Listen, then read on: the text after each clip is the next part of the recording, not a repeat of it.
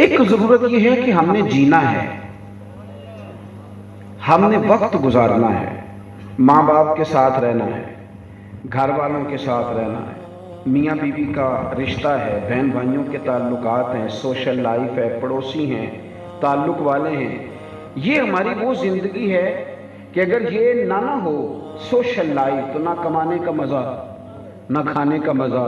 میں ڈھیروں سیاستدانوں کو جانتا ہوں گھر سے ٹوٹ گئے تھے تو باہر بھی بیچارے کچھ نہیں کر سکے۔ گھر میں اگر مضبوط کوئی ہے تو باہر بھی وہ ہے۔ سوشل لائف، ذاتی زندگی انسان کی ڈسٹرب ہو جائے تو باہر کیا کرے گا؟ یہ جو قرآن ہے نا اور یہ جو حدیث کا علم ہے نا، یہ آپ کی شخصیت کو تعمیر کرتا ہے۔ یہ وہ کتاب حکمت ہے جو آپ کو جینے کا سلیقہ سکھاتی ہے، جینے کا سلیقہ۔ آپ بڑے بڑے کورسز کر آئیں، بڑی بڑی جگہوں سے ہو آئیں، قرآن مجید کے 2 جملے انقلاب برپا کر دیتے ہیں۔ کیا کہا قرآن پاک نے؟ وَبِالْوَالِدَيْنِ احسانا۔ تم نے نا والدین کے ساتھ احسان کرنا ہے۔ کیا کہا تم نے ان کو اوف تک نہیں کہنا۔ آپ ڈھونڈ لیں، ساری تاریخ لے آئیں بڑے بڑے لوگوں کے اقوال، اور آپ لائیں کھڑا کریں، لا کے اس اسکالر کو جو آپ کو کہتا ہے کہ میں جناب وہ والا اسپیکر ہوں جو آپ کی ذہنی تربیت کرتا ہوں، وہ کتنے بھی قول پڑے گا، کیا کرے گا؟ قرآن نے بات ہی ختم کر دی کہ جب اوف بھی نہیں کہنا تو پھر آگے جائیں گے کہاں؟ اوف تک نہیں کہنا، ختم ہو گئی بات۔ وہ تکلیف بھی دیں گے بعض اوقات، ان کی بیماری کی وجہ سے کہیں آپ کو آزمائش بھی آئے گی، کہیں وہ اپنے مزاج کے لحاظ سے سخت بھی ہوں گے، وہ جو بھی کر جائیں۔ اور میرے محبوب نے بات کو اور کھول دیا تھوڑا سا۔ میں نے کہا یہ آپ کو جینا سکھاتا ہے کتاب و سنت، جینا، یہ جینا سکھاتا ہے۔ وہ الگ بات ہے کہ ہم نے چیزوں کو سطحی رکھا، کبھی وہ تزنی نہیں ہوئے۔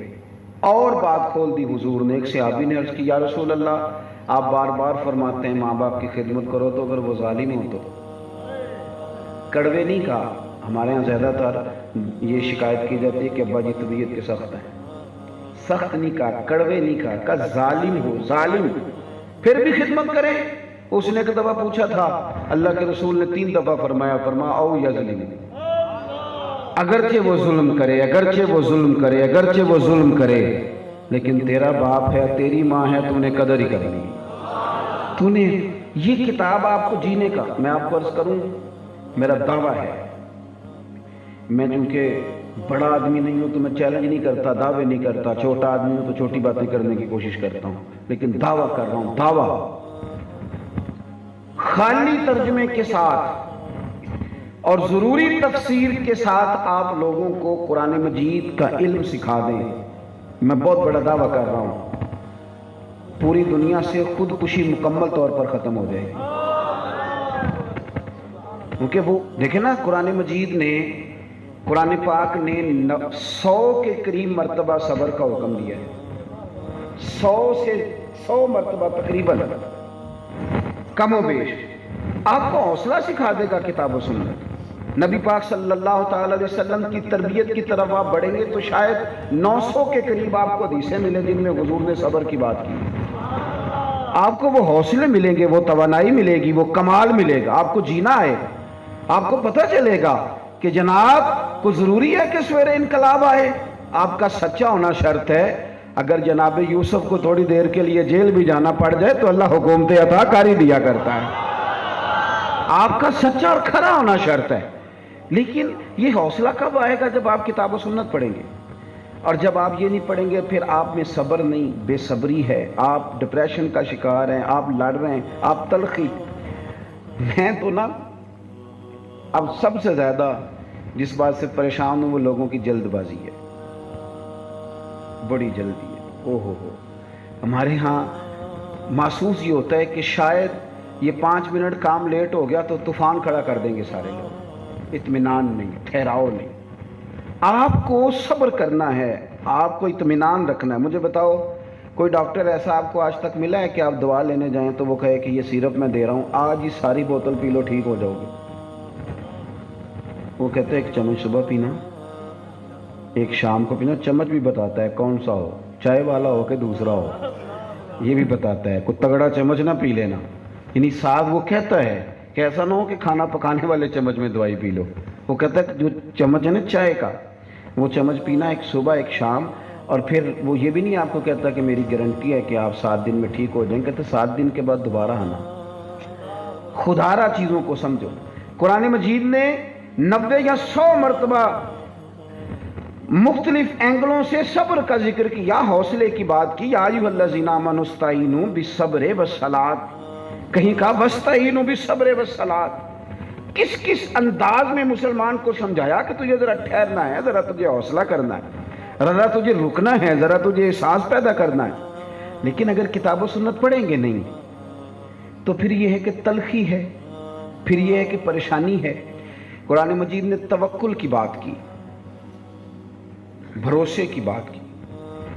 میں بڑی ذمہ داری سے کہتا ہوں کہ یہ جو صبح سے شام تک ڈھیروں لوگ روتے ہیں نا کہ روٹی کوئی نہیں، پیسے تھوڑے ہیں، غریبی بڑی ہے، یہ جو بھاگتے ہیں کچھ سیاستدانوں کی گاڑیوں کے پیچھے، کچھ پیروں کے تویزوں کے پیچھے. ناراض ہو گئے ہو؟ میں آپ پیر ہاں، میں گل کر لیندے ہو. ہاں صحیح کہہ رہا ہوں. اللہ خیر. وہ میرے پاس ایک صاحب تویز لینے آ گئے، میں نے ان سے کہنے لگا جی کام نہیں چلتا. میں نے کہا سورۃ واقعہ پڑھیں، کہ جو پیر صاحب کو 2 لفظ لکھ نہیں دیں تویز والے. اور میں کیا خدا دیا بندیا، میں لکھ کے دیاں گا تو پتہ نہیں کی لکھ دیاں گا. یہ سورۃ واقعہ وہ تعویذ ہے جو مدینے والے رسول نے عطا فرمایا. فرمایا تو سورۃ واقعہ پڑھ، تیری روزی میں برکت ہو جائے گی. آپ نے بات کو سمجھنا ہے اور غور کرنا ہے کہ یہ جو اتنی ڈپریشن ہے نا، اگر وہ توکل کا سبق جو ہمیں قرآن نے پڑھایا وَمَن يَتَوَكَّلْ عَلَى اللَّهِ فَهُوَ حَسْبُهُ، فرمایا تو رب پر بھروسہ تو کر، اللہ تیرے لیے کافی ہو جائے گا. اور کہیں کہا تو ڈر جا، وَمَن يَتَّقِ اللَّهَ مَخْرَجًا، جو اللہ سے ڈرے گا اللہ اس کے لیے کوئی رستہ. اسی طرح جی آیت سورہ طلاق کی، وَمَن يَتَّقِ اللَّهَ يَجْعَل لَّهُ مَخْرَجًا، جو اللہ سے ڈرے گا اللہ اس کے لیے رستہ بنائے گا. تو کس طرح کا بنائے گا؟ وَيَرْزُقْهُ مِنْ حَيْثُ لَا يَحْتَسِبُ، وہاں سے رزق دے گا تو نے کبھی سوچا بھی نہیں ہوگا.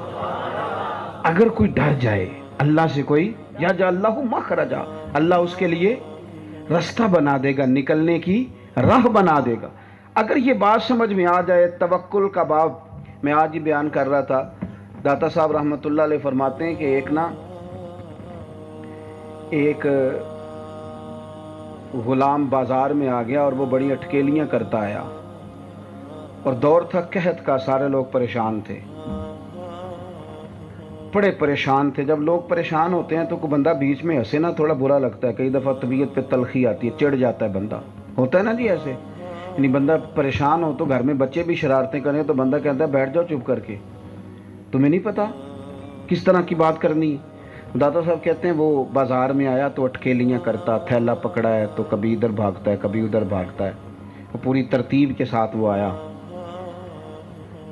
لوگ اس کو دیکھ کے نا تھوڑے سے پریشان ہوئے کہ یار ہم سارے پریشان ہیں، قحط کا دور ہے، شہر میں قحط پڑا ہوا تھا، ایک دانہ گندم کا کسی کے گھر میں نہیں، اور تو اتنا مطمئن اور رستہ کھیلتا تو آ رہا ہے، کوئی بات ہے کرنے والی. سامان جو اس نے خریدا دے دیا، پر لوگ ناراض تھے اس پہ کہ یار ہم پریشان ہیں. میری بات کی سمجھ آ رہی ہے آپ کو؟ بس 1-2 بات میں نے جلدی سمیٹ دینی. فرماتے ہیں کہ اس سے نہ کسی نے پوچھا کہ ساری دنیا پریشان ہے، تو اتنا خوش کیوں ہے؟ تو وہ کہنے لگا خوش اس لیے ہوں کہ تم لوگوں کے پاس گندم نہیں، پر جس کا میں ملازم ہوں نا، جو میرے سیٹھ صاحب ہیں، جو میرا آقا ہے نا، اس کے بڑولے، اس کے گھر کے برتن بھرے ہوئے ہیں گندم کے ساتھ، مجھے فکر کوئی نہیں. داتا گانج بخش علی اجویری کا آج عرس ہو رہا ہے. داتا صاحب فرماتے ہیں جتنا اس غلام کو اپنے آقا کے بڑولے پہ اعتماد تھا نا، اگر تجھے بھی اتنا اپنے رب کے خزانے پہ اعتماد ہو جائے نا